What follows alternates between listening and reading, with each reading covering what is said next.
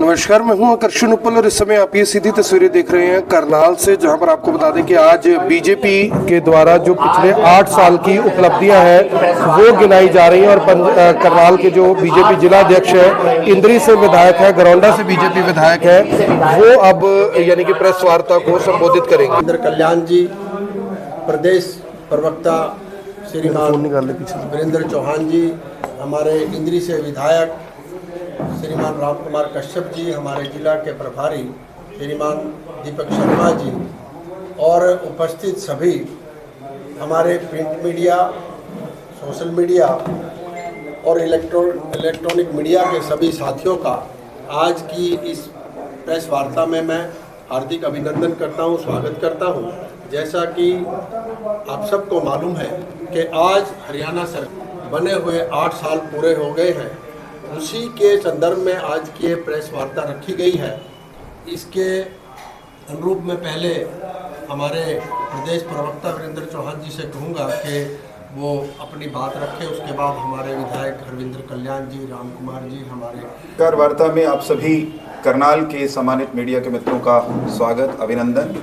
हरियाणा में मनोहर जी के नेतृत्व में हमारी सरकार को गठित हुए, उसको कार्यभार संभाले 8 वर्ष पूरे हुए हैं और 8 वर्ष का हमारा जो ये कार्यकाल है वो हरियाणा में राजकाज की संस्कृति, सियासत का अंदाज, उसको बदलने का कार्यकाल रहा है। हमने बहुत सारे ऐसी प्रशासनिक और सियासत की कुरीतियों पर सीधी चोट की है जो हरियाणा का साधारण नागरिक, जिसे हम हरियाणवी कह करके बुलाते हैं, हर हरियाणवी चाहता था कि ये बदलाव हों। वो बदलाव हमने ला करके दिखाए हैं। उन बदलावों को सेलिब्रेट करने का दिन है। जनता को, हरियाणा वासियों को एक बार फिर से ये याद दिलाने का है कि आपने ये कहा था, हमने भी ये कहा था और हमने ये कर दिया है। ऐसा भी कुछ चीज़ें हो सकती हैं जो अभी होनी शेष हैं। हम संकल्पबद्ध हैं कि इस सरकार के वर्तमान कार्यकाल के समाप्त होते होते हम कोई ऐसा अपना संकल्प नहीं छोड़ेंगे जिसको हम पूर्ण नहीं कर चुके होंगे। जब 24 के चुनाव में हम जाएंगे तो आपके सामने ठीक उसी अंदाज में इन 5 सालों का हिसाब किताब रखते हुए जाएंगे जैसे माननीय मुख्यमंत्री जी लगभग हर 100 दिन बाद प्रदेश के मीडिया के माध्यम से हरियाणा की जनता को अपने कामकाज का हिसाब किताब खुले में देते रहे हैं। बहुत बड़े बड़े परिवर्तनों का अगर जिक्र करना हो तो मैं ये मानता हूं कि एक जो सबसे बड़ा परिवर्तन ये है कि सरकारी नौकरियों के मामले में हरियाणा के नौजवानों में, हरियाणा की नई पीढ़ी में और उनके पेरेंट्स में एक बात पक्के तौर पे घर कर चुकी थी। 12-13 का दृश्य मुझे ध्यान है, 14 का दृश्य मुझे याद है, और आप लोगों को भी याद होगा कि किसी नौजवान को हम पूछते थे कि भाई क्या पढ़ रहे हो, क्या कर रहे हो, कहीं पढ़ता हुआ मिलता था तो वो कहता था जी मैं दिल्ली के फलाने कंपटीशन की तैयारी कर रहा हूँ, मैं राजस्थान के फलानी कंपटीशन की तैयारी कर रहा हूँ। हरियाणा के कंपटीशन की नाम लेते हुए वो संकोच करता था। हम पूछते थे ऐसा क्यों, तो उसका ये कहना होता था, इस निष्कर्ष पर वो भी और पेरेंट्स भी पहुंचे होते थे कि हरियाणा में तो खर्ची पर्ची के बिना, सिफारिश के बिना, गड़बड़ घोटाले के बिना नौकरी नहीं मिल सकती। मनोहर जी ने शुरुआत में ही आते ही इस चीज पर प्रहार किया, जिद के साथ किया। और कभी कभी वो स्वयं ये कहते हैं कि जब ऐसा करना था तो हमारे अपने विधायक, हमारे अपने नेता, हमारे अपने कार्यकर्ता, उनकी भी नाराजगी, उनकी भी थोड़े से दिनों की खिन्नता उन्होंने उसको झेला। लेकिन नौकरियों में, नियुक्तियों में पारदर्शिता का एक ऐसा सिस्टम खड़ा किया जिसके कारण नौजवानों में एक विश्वास की बहाली हुई है। मैं उस विश्वास की बात करूंगा तो आप ये कह सकते हैं, आप तो कहेंगे ही, आपकी सरकार आपने किया है, परंतु प्रमाण बोलते हैं। आप करनाल में कुछ लाइब्रेरीज चलती हैं, एक लाइब्रेरी जिला परिषद का कार्यालय जो है वहां भी चलती है और कई सारी निजी लाइब्रेरीज चलती आपको मिलेंगी। इन पुस्तकालयों में जाइए और वहां पर कंपटीशन की तैयारी करने वाले विद्यार्थियों की भीड़, कोचिंग सेंटर्स पर तैयारी करने वाले विद्यार्थियों की भीड़, और वो स्वयं विद्यार्थी बता देंगे कि विश्वास बहाल हुआ है। बड़े बड़े गिरोह चलते थे जो नौकरियों में भ्रष्टाचार की दुकान चलाते थे, हमने ऐसे गिरोहों पर जहां कहीं उन्होंने हरकतें की, ऐसा नहीं कि हमारे कार्यकाल में उन्होंने गलत काम करने की कोशिश नहीं की, लेकिन जिसने गलत काम करने की कोशिश की हमने कड़ाई से उसे रोका टोका और अंततः जेल में ठोका है। इसके प्रमाण आपके सामने हैं। ऐसे गिरोहों के भी 700 से अधिक 750 से ज्यादा सदस्य वो हमने जेलों में डाले हैं, उनके खिलाफ मुकदमे चल रहे हैं या कहीं किसी स्तर पर जांच चल रही होगी। एक बड़ा परिवर्तन बिजली में आया। जब हम सत्ता में आए थे तो हरियाणा में 500 से कुछ अधिक गांव ऐसे थे जहां 24 घंटे बिजली मिलती थी, और वो बिजली सरकार ने कोई विशेष रूप से एक जनरल योजना चलाई हो ऐसे नहीं मिलती थी। उन गांवों पे कोई एहसान करने जैसी कोई बात की होगी, भाई थारे गांव तो दे दें, ऐसा नहीं था। ये वो गांव थे ज्यादातर जिन गांवों में पावर हाउस लगाने के लिए, सबस्टेशन लगाने के लिए गांव की पंचायत ने जमीन दी, और उस जमीन के एवज में सरकार ने कमिटमेंट किया कि 24 घंटे बिजली देंगे। अब मिलती थी कि नहीं मिलती थी, ये भी अपने आप में शोध का अध्ययन का विषय है। परंतु मनोहर जी की सरकार आने के बाद हमारा गांव जगमग गांव एक योजना लेकर के आए आप सबके सामने, और उस योजना के बारे में आप स्वयं ने महसूस किया होगा कि उस योजना का परिणाम ये है आज कि पहले करनाल में, पंचकुला में, कुरुक्षेत्र में, रोहतक में, फरीदाबाद में, गुरुग्राम में जिला केंद्र पर 24 घंटे बिजली का कंसेप्ट था। गांव में भी 24 घंटे बिजली रह सकती है। गांव और शहर के बीच का ये अंतर मिटाया जा सकता है, ये हमने करके दिखाया है। 5600 से अधिक गांव, अपने जिले के हर गांव को उसमें शामिल कर लीजिए, ऐसे हैं जहां 24 घंटे बिजली चलती है। इसी तरह के अनेक काम इस सरकार ने किए हैं।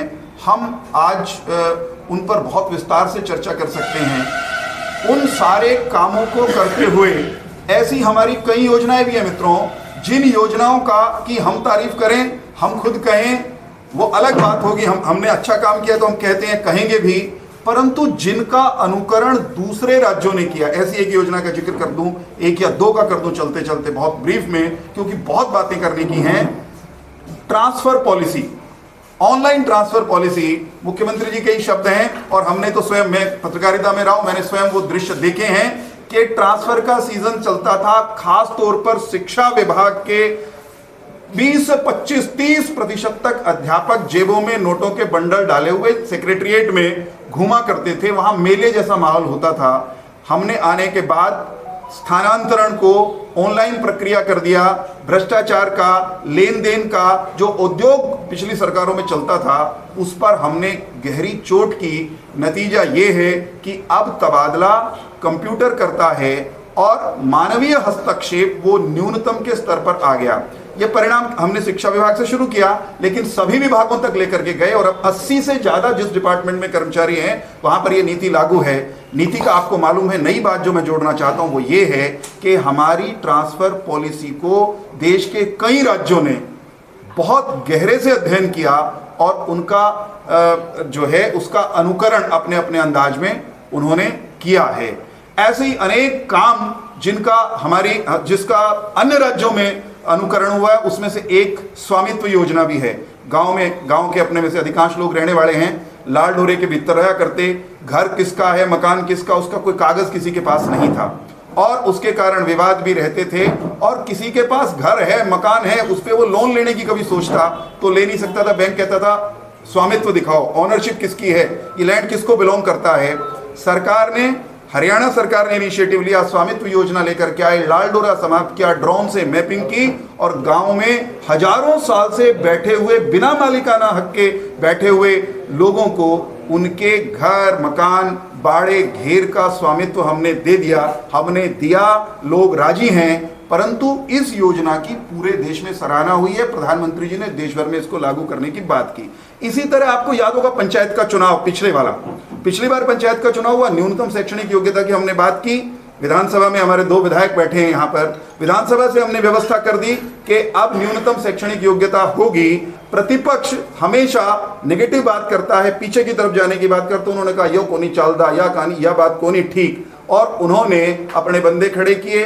वो हाईकोर्ट गए, हाईकोर्ट से सुप्रीम कोर्ट गए, हाईकोर्ट सुप्रीम कोर्ट में भी हमने ढंग से पैरवी की। और मजेदार, रोचक और गर्व की बात यह है कि माननीय सर्वोच्च न्यायालय ने उस मुकदमे की सुनवाई करते हुए 45 दिन तक की लगातार सुनवाई के बाद निर्णय ये दिया था कि हरियाणा की मनोहर लाल जी की सरकार, उस समय हमारे आज के अध्यक्ष, वो उनके पास पंचायतों का काम था, मनोहर जी की और धनखड़ जी की सरकार ने जो निर्णय लिया है वो सराहनीय है। Other state should also follow the same. तो इस तरह की अनेक योजनाएं हमारी हैं जिनको अन्य राज्यों ने भी, अन्य राज्यों के लोग भी उनको उम्मीद की निगाह से देखते हैं, उनको प्रेरणा लेकर के अपने अपने अंदाज में उनको लागू कर रहे हैं। हर गांव का जोहड़ तालाब वो उसकी प्राण रेखा होता है, जीवन रेखा होता है। गांव में गंदगी का ढेर बन गई थी प्राण रेखा, जीवन रेखा पर सबसे ज्यादा गंद, जरा सी बरसात हुई पानी वापस जाएगा, घरों में घुसेगा और हम लोगों के लिए बड़ी परेशानी होती थी। मुख्यमंत्री जी ने कहा हम तालाब प्राधिकरण बनाएंगे, हमने तालाब प्राधिकरण बनाया और हर जिले में हम 75 तालाबों को अब तक अमृत सरोवर के रूप में विकसित कर चुके हैं। हरियाणा के 20,000 से अधिक, यह आंकड़ा शायद 24-25 तक भी पहुंच गया होगा अब तक। इन तालाबों की हम मैपिंग कर चुके हैं, उनकी आईडीज बना चुके हैं। जैसे आपका मेरा आधार कार्ड है, अब हरियाणा के हर जोहड़ का अपना एक आईडी है और हर जोहड़ को हम साफ सुथरा करके बेहतरीन बनाने वाले हैं। वो सैर करने की जगह के रूप में भी विकसित हो और उसका पानी साफ करके अगर सिंचाई के लिए इस्तेमाल हो सकता है तो वो किया जाए। ये ऐसे काम हैं जिनकी कल्पना भी हरियाणा में कोई कर नहीं सकता था। कभी कभी एक अंतिम बिंदु मैं कहता हूं, फिर आपके कुछ प्रश्न होंगे और हमारे जो माननीय नेतागण हैं वो भी कुछ जोड़ना चाहेंगे तो उसमें जोड़ लेंगे। कभी कभी हमारे विरोधी किसान का नाम लेकर के हम पर सवाल खड़े करते हैं कि भाजपा तो किसान विरोधी है, परंतु पिछले 8 वर्ष के कार्यकाल में 5 साल की मनोहर जी की, हमारी भारतीय जनता पार्टी की सरकार और पिछले 3 वर्ष जो हमारे गठबंधन के सरकार के हैं, इस दौरान हरियाणा के किसान के लिए हमने वो किया है जो हमसे पहले सत्ता में रहे और खुद को किसानों का ठेकेदार घोषित करने वाले, स्वयंभू ठेकेदार घोषित करने वाले लोग नहीं कर पाए थे। स्वामीनाथन आयोग की रिपोर्ट, उसमें जो सिफारिश की गई थी उनको लागू करने के लिए सरकार ने कमेटी बनाई। उसके अध्यक्ष कौन थे? उस समय की सरकार डॉक्टर मनमोहन सिंह की। उस कमेटी के मुखिया थे हरियाणा के मुख्यमंत्री भूपेंद्र सिंह हुड्डा। लेकिन हमारी सरकार आने तक, भूपेंद्र सिंह हुड्डा जब शासन में थे, कई वर्षों तक स्वामीनाथन खूंटी पर टंगा हुआ था। वर्तमान सरकार ने लागू किया। हमने लागत से 1.5 गुना मूल्य किसान को दिया। हमने परिवर्तन ये भी ला करके दिखाया है कि मोदी जी दिल्ली से किसान सम्मान निधि के 2,000 रुपए के बटन पर जब उंगली दबाते हैं तो गोंदर के, अलावड़ा के, उपलाना के किसान की जेब में सीधे तौर पर उतने के उतने पैसे आते हैं। कंपेयर करना पड़ेगा उस दौर से जब राजीव गांधी प्रधानमंत्री होते हुए कहते थे हम 100 रुपए करनाल भेजते हैं और चोंडी गांव में उसमें से 15 पैसे पहुंचते हैं। डीबीटी का बहुत बड़ा फायदा हरियाणा वासियों को हुआ है। 53,000 करोड़ रुपए डीबीटी के माध्यम से अलग अलग योजनाओं के सीधे बेनिफिशियरी के खाते में गए। 1 पैसे का हेरफेर करने की गुंजाइश इसमें नहीं छोड़ी है। ऐसी अनेक बातें इस कार्यकाल में हुई हैं। मैं अनुरोध करूंगा हमारे दोनों सम्मानित विधायकगण वो भी इसमें कुछ जोड़ना चाहें तो जरूर जोड़े। आपके कुछ प्रश्न होंगे तो उसके बाद उन प्रश्नों को लिया जा सकता है। कल्याण साहब जी, सर्वप्रथम मैं आप सभी पत्रकार साथियों को दीपावली और जितने अन्य पर्व जो अभी चल रहे हैं उन सभी की आपको बहुत बहुत बधाई और शुभकामनाएं देता हूं। और आज की इस प्रेस वार्ता में जो कि आप जानते हैं कि हरियाणा की मनोहर लाल जी की सरकार के 8 वर्ष पूरे हुए हैं और इस दूसरे कार्यकाल के 3 वर्ष पूरे हुए हैं और इस उपलक्ष्य में आज जो ये प्रेस वार्ता रखी गई है इसमें हमारे प्रदेश के जो पार्टी के प्रवक्ता हैं वीरेंद्र जी, उन्होंने बहुत विस्तार से सभी बातों को रखा है। मैं भी इतना ज़रूर कहना चाहूँगा कि मनोहर लाल जी के नेतृत्व में हरियाणा प्रदेश ने अभूतपूर्व विकास देखा है और शुरुआत के अंदर जो सबसे बड़ा बदलाव वास्तव में जो अतीत की सरकारें थी उन सरकारों का जो काम करने का तरीका था उसके अंदर एक बहुत बड़ा बदलाव पारदर्शिता के नाते मनोहर लाल जी की सरकार के अंदर हुआ है। और वो पारदर्शिता, चाहे वो नौकरियों की बात है, चाहे वो अन्य सेवाओं की बात है, चाहे वो ऑनलाइन जितनी भी योजनाओं को जोड़ने का काम जिससे कि सीधे हर व्यक्ति को सरकार की हर योजना, हर सेवा का लाभ मिले, वो मुख्यमंत्री मनोहर लाल जी ने देने का काम किया। और निश्चित रूप से ये सब कार्य करने से, पारदर्शिता के बढ़ाने से एक विश्वास जागृत हरियाणा प्रदेश की जनता के अंदर भारतीय जनता पार्टी की सरकार के प्रति एक विश्वास बढ़ा है। और अगर मैं विकास के कुछ बिंदुओं पर मैं अगर अपनी बात रखूं, जैसे कि वीरेंद्र जी ने भी कहा और कल माननीय मुख्यमंत्री जी ने भी अपने संबोधन में ये कहा है कि अभी तक जो हमने 24 घंटे बिजली जो लगभग गाँव में अभी तक हो चुकी है, सन 2023 तक सभी 100% गाँव हरियाणा प्रदेश के वो 100 जो है 24 घंटे बिजली उनमें उपलब्ध होगी, जो मैं समझता हूँ कि आज के इस आधुनिक युग में पूरे देश के अंदर हरियाणा प्रदेश एक बहुत ही गर्व के स्थिति में अपने आप को पाता है। और जहाँ तक इंफ्रास्ट्रक्चर की बात है, आप सब भी इन सभी बातों के गवाह हैं कि आज चाहे नेशनल हाईवे की बात है, चाहे अन्य जो रोड नेटवर्क की बात है, चाहे रेलवे के विस्तार की बात है, या हवाई जो यातायात है उसका भी विस्तार जो हरियाणा के अंदर हुआ है, ये भी पिछले 8 वर्षों में एक अभूतपूर्व काम हमारी सरकार ने किया है। और निश्चित रूप से जहाँ का इंफ्रास्ट्रक्चर बेहतर होता है वहीं तरक्की ज़्यादा होती है। तो एक प्रकार से इंफ्रास्ट्रक्चर को बढ़ावा देकर भारतीय जनता पार्टी की सरकार ने तरक्की के और मार्ग प्रदेश में खोले हैं। आने वाले समय में इसी कड़ी में जो केएमपी है, केएमपी के आसपास बहुत तरह की टाउनशिप डेवलप करने की जो एक प्लानिंग है, वो भी एक दिल्ली जो हमारी राष्ट्रीय राजधानी है, आज का अगर हम आंकड़ा देखें तो राष्ट्रीय राजधानी के अंदर जो खपत होती है उसमें हरियाणा का जो योगदान है, हरियाणा का जो उत्पाद उसके अंदर जाता है वो केवल 8% के करीब है। मुख्यमंत्री जी ने इस आंकड़े से एक संकल्प लिया कि हम हरियाणा प्रदेश जो एक दिल्ली के 3 तरफ दिल्ली को घेरा हुआ है, क्यों ना हम एक ऐसी प्लानिंग बनाएं जिससे कि जो तमिलनाडु, आंध्र प्रदेश, महाराष्ट्र, गुजरात, अन्य राज्यों से जो चीज़ें आकर दिल्ली में खपत होती है, तो क्यों ना हरियाणा उस खपत को करने का काम करे। तो उस नाते से एक बहुत बड़ी प्लानिंग मुख्यमंत्री जी ने की है, जो कि केएमपी के चारों तरफ एक टाउनशिप, चाहे वो इंडस्ट्रियल है चाहे वो अन्य इस प्रकार के, उनको डेवलप किया जाएगा। और एक पेरिफेरल, एक रेल कॉरिडोर, उसका भी एक योजना बनी हुई है।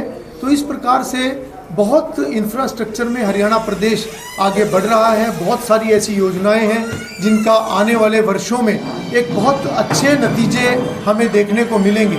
और उसके साथ साथ अगर हम स्वास्थ्य की बात करें, शिक्षा की बात करें, अन्य सभी जितने क्षेत्रों की हम बात करें, सभी के अंदर बहुत कार्य हरियाणा की सरकार ने किए हैं। मैं इतना ही कहना चाहूँगा कि पिछले लगभग 2.5 वर्ष एक बहुत ही कठिन समय हम सभी ने देखा है। एक प्राकृतिक आपदा जो पूरी दुनिया के ऊपर आई, जिससे सारी दुनिया के लगभग सभी देश उसके अंदर हिले हैं, सभी की अर्थव्यवस्था हिली है।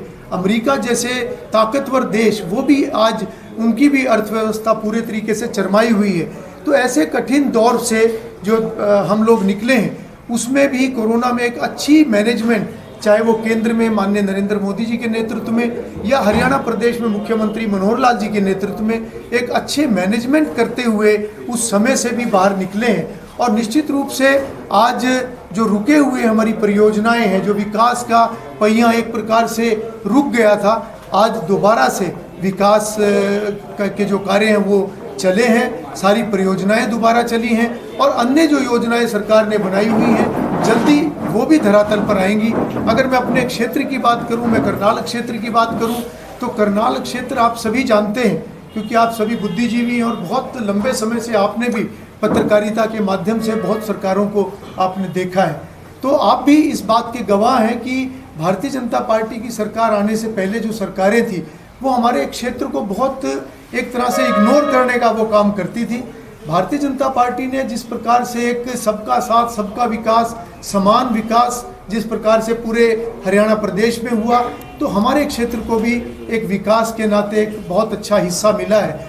आज हमारे क्षेत्र में चाहे मेडिकल यूनिवर्सिटी की बात है, चाहे हॉर्टिकल्चर यूनिवर्सिटी की बात है, या और इस प्रकार की चाहे नए अस्पतालों की, पीएचसीज की बात है, नए स्कूलों की बात है, स्कूलों के अपग्रेडेशन की बात है, चाहे आईटीआईज की बात है, चाहे कॉलेजेस की बात है, खासतौर पर लड़कियों के कॉलेज, इस प्रकार से जो काम हमारे क्षेत्र में आए हैं। और साथ ही साथ हमारे क्षेत्र में एक देश की दूसरी एनसीसी एकेडमी उसका भी निर्माण कार्य अभी चला हुआ है। और जहाँ तक रैपिड रेल की बात है, आप जानते हैं कि जो पानीपत तक की एक परियोजना थी उसको भी माननीय मुख्यमंत्री जी ने करनाल तक एक्सटेंड करके, वो भी एक बहुत बड़ी सौगात आने वाले समय में जब ये रैपिड रेल की परियोजना पूरी हो जाएगी तो ये भी तरक्की के रास्ते पर एक बहुत बड़ा एक मील का पत्थर ये साबित होगा। इसी प्रकार से करनाल की रिंग रोड जिसका काम अभी शुरू होने वाला है, क्योंकि उसका ज़मीन का अधिग्रहण हो चुका है, पेमेंट्स का काम अभी शुरू हो चुका है और जल्दी वो भी काम शुरू होगा। तो इस प्रकार से बहुत सी परियोजनाएं जो हमारे क्षेत्र के अंदर भी, ग्रामीण विकास के नाते भी अगर मैं बात करूं, अभी वीरेंद्र जी ने पॉन्ड्स की बात की, वास्तव में एक बहुत ही मुश्किल काम जिसको कि पॉन्ड अथॉरिटी बनाकर उसको भी एक स्ट्रीमलाइन करने का काम किया है और उसकी शुरुआत भी इस वर्ष हो चुकी है। आने वाले समय में ये भी एक टारगेट रहेगा कि गांव के अन्य विकास कार्यों के साथ साथ गांव की निकासी की समस्या दूर हो, ताकि गांव में स्वच्छता हो, बीमारियों से हम बचें। और विकास वास्तव में जब तक स्वच्छता नहीं होगी तब तक विकास उस प्रकार से दिखाई नहीं देता। तो मैं इतना ही कहना चाहूँगा कि बहुत अभूतपूर्व निर्णय, बहुत अभूतपूर्व कार्य मनोहर लाल जी की सरकार ने किया है। और चाहे वो भ्रष्टाचार के ऊपर चोट मारने की बात है, चाहे वो नौकरियों को मेरिट पर देने की बात है, ऐसी बहुत सी बातें हैं जिसको अगर हम विस्तार से बात करें तो बहुत लंबा समय लगेगा। मैं तो आप सभी का आभार भी व्यक्त करता हूं, क्योंकि आपके माध्यम से सरकार, उसके लिए मैं आपका आभार भी व्यक्त करता हूं और उम्मीद करता हूं कि आप सभी का कर रहे हैं, उसमें आप सबकी भी एक बहुत महत्वपूर्ण एक सहभागिता समय समय पर मिलती है और भविष्य में भी मिलेगी। इतना मुझे कहना था। जिले के एक डाटा देते हुए फिर मैं विधायक जी को बुलाऊंगा। मैं हरियाणा ग्रंथ अकादमी का काम देखता हूँ। ग्रंथ अकादमी माने किताबें, पुस्तकें लिखवाना, उनका प्रचार प्रसार, किताबों से लोगों को जोड़ना। मुख्यमंत्री जी ने जब कार्यभार संभाला, जिलाध्यक्ष जी क्योंकि उसमें सीधे इन्वॉल्व थे उस काम में, तो यहाँ के स्थानीय लोगों के अनुरोध पर और स्वयं मुख्यमंत्री जी की रुचि का विषय था, तो ई लाइब्रेरी आपको ध्यान होगा जिला परिषद के उस परिसर में बनी थी और वो एक छोटी सी लेकिन खूबसूरत शुरुआत हुई थी। आप कभी अगर जाएंगे वहां तो वहां बैठने की जगह नहीं मिलती। कभी कभी मैं जाता हूं तो सब सीटें ब्लॉक रहती हैं। तो उसके बाद ये विषय मुख्यमंत्री जी को क्लिक कर गया, हर गांव में लाइब्रेरी क्यों ना हो। जबकि ये ट्रेंड हो गया था कि प्राइवेट लाइब्रेरियां बननी शुरू हो गई थी कस्बों में, शहरों में, और वो लोगों से पैसे लेते प्रति घंटे के हिसाब से, प्रतिदिन के हिसाब से। ऐसे में विद्यार्थियों को निशुल्क बैठकर पढ़ने की सुविधा मिले पुस्तकालय के रूप में, ये बात मुख्यमंत्री जी के मस्तिष्क में बिल्कुल उनकी प्रायोरिटीज में थी। इसलिए उन्होंने जब हरियाणा की बिजली कंपनियां फायदे में आई तो उनको कहा कि आप सीएसआर के तहत पुस्तकालय बनाना शुरू करो। अपने जिले में काछवा में बना, अपने जिले में बयाना में बना, मेरे गांव गोंदर में बना, 3 पुस्तकालय शुरू में बने। उसके बाद हमने यात्रा को रोका नहीं, हमने ये तय किया कि लक्ष्य के साथ हम काम करेंगे। गर्व के साथ कह सकता हूं कि पंचायती राज चुनाव का सिलसिला शुरू होने से पहले, अधिसूचना जारी होने से पहले तक जिले में पंचायती राज विभाग 44 ई पुस्तकालयों की स्वीकृति, उनके टेंडर लगा चुका था। 44 से अतिरिक्त है संभवतः, वो 6-7 पुस्तकालय बनकर ऑलरेडी तैयार हैं। पंचायतें नई आएंगी। अब कॉलेजेस, महिलाओं के कॉलेजेस, लड़कियों के कॉलेजेस, हम गर्व के साथ ये बात कहते हैं कि हमने कहा था हर 20 किलोमीटर के दायरे में एक महिला कॉलेज होगा। हम गर्व के साथ ये कहते हैं कि हमने उस घोषणा को लगभग हासिल पूरा कर दिया है। हरियाणा की किसी बेटी को कॉलेज तलाशने के लिए 20 किलोमीटर से बाहर जाने की आने वाले दिनों में आवश्यकता नहीं पड़ेगी। बहुत सारे कॉलेज बनकर के शुरू भी हो गए हैं, कुछ जो है वो निर्माणाधीन है। ये भी अपने आप में बड़ी उपलब्धि है। विधायक इंद्री जी से अनुरोध करूंगा कि वे भी अपनी बात रखें। कश्यप साहब। इससे पहले तो आप सभी का बहुत बहुत धन्यवाद और आभार व्यक्त करता हूँ। वैसे तो मेरे से पहले हरियाणा सरकार को जो बने को 8 साल हो गए हैं, उनकी उपलब्धियों के बारे में हमारे प्रदेश प्रवक्ता जी ने और हमारे हल्का लोंडा के विधायक जी ने बहुत ही विस्तार से अपने विचार रखे। तो मैं भी 2-3 विचार उसमें मैं अपने जोड़ना चाहता हूँ। जैसे आज बिजली की बात हो रही थी, हमारे प्रदेश प्रवक्ता कह रहे थे, एक वो समय था जब बिजली न तो पूरी मिल रही थी और वो जो बिजली मिली थी वो सारी घाटे में, और बिजली विभाग सारे घाटे में चला था। आज स्थिति ऐसी है आज जो है 24 घंटे बिजली मिल रही है। 24 घंटे बिजली के साथ साथ जो कभी भाग जो घाटे में होता था वो घाटे में नहीं, आज प्रॉफिट में। और सबसे बड़ी बात खुशी की है, जो प्रॉफिट बिजली विभाग को मिलता है उसका 2% जो है वो उसे लाइब्रेरी बढ़ाने का काम कर रहे हैं। जैसे लाइब्रेरी की बात कह रहे थे, आज जो 92 में लाइब्रेरी बनी है और जो ये 91 में लाइब्रेरी बनी है उसी की देन है। बिजली विभाग ने जो ये बनाई है, जो उसको प्रॉफिट मिलता था बिजली विभाग का, उसको प्रॉफिट में उसने लगाने का काम किया है। इसी प्रकार हमारे प्राध्यापक सर जो ट्रांसफर पॉलिसी के बारे में कह रहा था, टीचर थे वो मेवात में थे, मेवात वाले माले में थे या करनाल में थे, तो हमारे माननीय मुख्यमंत्री ने उस पीड़ा को समझा है। तो उस पीड़ा को समझते उनकी समस्या को दूर करने के लिए अभी तीन जिलों वाइज जो है एक जोन बना दिया है। तो उसमें जोन वाइज जो है, जो टीचर जो दूर रह रहे हैं, जो अपने पहले तो उसको अपने जिले में ट्रांसफर करने की उसको पावर दी जाएगी। उसके बाद अगर उसमें सीटें भर जाती हैं तो उसको 7 लगते जिले में, मतलब 7 लगता है 2 जिले में उसको प्राइमरी देंगे। मेरे कहने का मतलब है, जो टीचरों की जो बड़ी समस्या थी, जो घर से बहुत दूर मतलब सैकड़ों किलोमीटर दूर थे, उनको इस ट्रांसफर पॉलिसी आने से उनको बहुत सुविधा होगी और अपने घर के आसपास ही रहने का उनको काम होगा। तो देखो, पहली बार हरियाणा सरकार ने मनोहर लाल जी के नेतृत्व में पिछड़े वर्ग को पीछे PCA के लिए 8% आरक्षण जो है पंचायती संस्थाओं में दिया है। तो हम देखते हैं आज जो है इस पिछड़े वर्ग के लोग, पिछड़े भाई जो इतने बड़े खुश हैं, आज उनमें इतनी खुशी है, इतनी जागृति है, और वो हर मतलब पंचायत का चुनाव है, सरपंच जी का चुनाव है, जिला परिषद का, ब्लॉक समिति में वो चुनाव लड़ने के लिए तैयार है, उनमें खुशी है। तो एक बड़ा इससे हमारा जो लोकतंत्र बड़ा मजबूत होगा। एक बहुत बड़ी पहल जो है हमारे माननीय मुख्यमंत्री ने करी है, मैं इसको बहुत बड़ी उपलब्धि सरकार की कहना चाहूँगा। इसके बाद देखिएगा, हमारे माननीय मुख्यमंत्री ने पहली बार, हरियाणा सरकार ने जो सारे जो है परिवारों का पहचान पत्र बनाने का काम किया है। न केवल पहचान पत्र बनाने का काम किया है, उसके पास इतने आंकड़े स्टैटिस्टिक उसमें आ गई है, उससे और भी योजनाएं बना जा सकती हैं। ऐसी कई सी योजनाएं बनाई हैं, जैसे ये अभी ये OBC का जो आरक्षण दिया, शायद हो सकता है उसी आंकड़े से उसको बनाने का काम किया है। इसी प्रकार से जैसे और भी अन्य जैसे सुविधाएं देने का काम किया जाएगा। जैसे अभी ऐसे परिवार जो उसमें ID में आए हैं, ऐसे परिवार जिनकी वार्षिक इनकम 1,80,000 से कम है, उन परिवारों को पहले आगे बढ़ाने का काम किया जाएगा। उनके लिए बहुत सी योजना लेकर के आई सरकार जो है, उनके लिए जो है बहुत सी योजना लेकर के आई है। उनके लिए रोजगार देने का उनको काम किया जाएगा, उनको दे करके उनको ऋण दे करके उनको ऋण देने के माध्यम से रोजगार देने का काम किया जाएगा।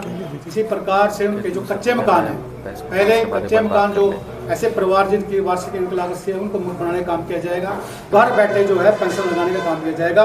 उसको पेंशन के लिए दफ्तर में जाने की जरूरत नहीं होगी, कंप्यूटर ID जो उसकी बता देगी उसकी कब 60 साल उम्र होगी। जिस दिन उसकी 60 साल उम्र हो जाएगी, प्रशासन की तरफ से, विभाग की तरफ से कर्मचारी घर उसके जाएगा, अधिकारी, और उससे पूछेगा भी क्या पेंशन लगाना चाहते हैं आपकी, क्योंकि आपकी उम्र 60 साल होगी। वो कहेगा भी मैंने पेंशन लगानी है, तो 1 महीने के अंदर अंदर उसकी जो है पेंशन लगाने का काम किया जाएगा। घर बैठे उसकी पेंशन देने का, उसको घर पहुँचाने का काम किया जाएगा। इसी प्रकार राशन कार्ड, आयुष्मान कार्ड और उसको एक BPL कार्ड, 3 प्रकार के कार्ड ऐसे परिवारों को किए जाएंगे। और उन परिवारों के लिए ऐसे कार्ड बनाने की व्यवस्था जो है गवर्नमेंट ने शुरू कर दी है। तो कई जिलों में, जैसे कुछ क्षेत्र में, पंचकुला में बना भी दिए गए हैं, दूसरे जिलों में ये प्रक्रिया जारी है। तो किसी भी नागरिक को BPL कार्ड के लिए, राशन कार्ड के लिए, आयुष्मान कार्ड के लिए दफ्तर में जाने के चक्कर नहीं लगाने पड़ेंगे, परंतु ये सुविधा उनको दी जाएगी। ऐसे परिवार जिनकी ID में इनकम वार्षिक इनकम 1,80,000 से कम आई है, ऐसे परिवारों को ये सुविधा देनी जा रही है। इसी प्रकार से मैं अगर इस महीने सारे भारतवर्ष में बढ़ते जा रही है, उसकी रोकथाम के लिए, उसकी सुविधाओं के लिए एक अम्बाड़ा जिले में, अम्बाड़ा शहर में जो है कैंसर हॉस्पिटल बनाने का काम किया, ताकि नागरिक जो है जिसको कुछ समस्या है तो वहाँ जाकर के अपने लिए इस प्रकार की सुविधा। इसी प्रकार से किसानों के लिए, किसानों की आमदनी बढ़े, उनका उत्पादन, जीरी का गेहूँ का उत्पादन बढ़े, उनके आलू का उत्पादन बढ़े, उनका दूसरी फसलों का उत्पादन, अच्छे बीज बना करके, सर्च करके अच्छे बीज उनको देने का काम किया जा रहा है। जैसे अब गेहूं का सीजन है, अब जो है 222 नंबर का एक बीज आता है, बहुत बढ़िया बीज है, अगर उसको किसान बोएगा 80 मन उससे कणक निकल जाएगी। इसी प्रकार से 303 है, इसी प्रकार से 187, इसी प्रकार से धान की वैरायटी आई है।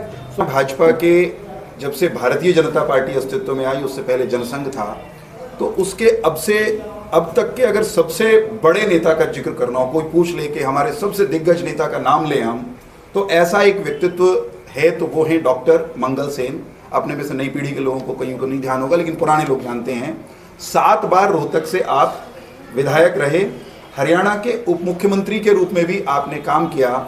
और कल जो मुख्यमंत्री जी ने महत्वपूर्ण बात कही, बस उस एक वाक्य के साथ उनको श्रद्धांजलि देते हुए फिर आपके सवालों पे आऊँगा कि हम डॉक्टर मंगल सेन जब विधायक बनते थे बारंबार बड़े जुझारू नेता थे, स्कूटर पर चल देते थे, समस्याओं को के मतलब लेकर के, कहीं कोई मसला हो किसी ने पुकारा तो सीधे चल दिए। डॉक्टर मंगल सेन के जीवन काल में हम सत्ता में आए, चौधरी देवीलाल की पार्टी के साथ मिलकर आए, यानी गठबंधन में हम सत्ता के करीब गए, लेकिन डॉक्टर मंगल सेन ने अपने जीवन काल के आखिरी वर्ष में लगातार ये बात कहनी शुरू कर दी थी और उस बात को अब हम जाकर के सिरे चढ़ा पाए हैं कि हमें हरियाणा की संपूर्ण राजनीति करनी है। भारतीय जनता पार्टी सब वर्गों, सब क्षेत्रों, गांव, शहर, सब में समान रूप से जाए, ये प्रेरणा डॉक्टर मंगल सेन की थी। हमें हर्ष है, हमें गर्व है और उनको श्रद्धांजलि देते हुए, उनको याद करते हुए हम संतोष व्यक्त करते हैं कि हम उनके सपने को जो उनके जीवन काल में पूरा नहीं हुआ उसको कर पाए। जी सर, अब यहाँ तक आ ही गए हैं तो हमारे चैनल को सब्सक्राइब जरूर करें और नीचे दिए गए बेल आइकन को जरूर दबाएं ताकि हर खबर सबसे पहले पहुंचे आप तक।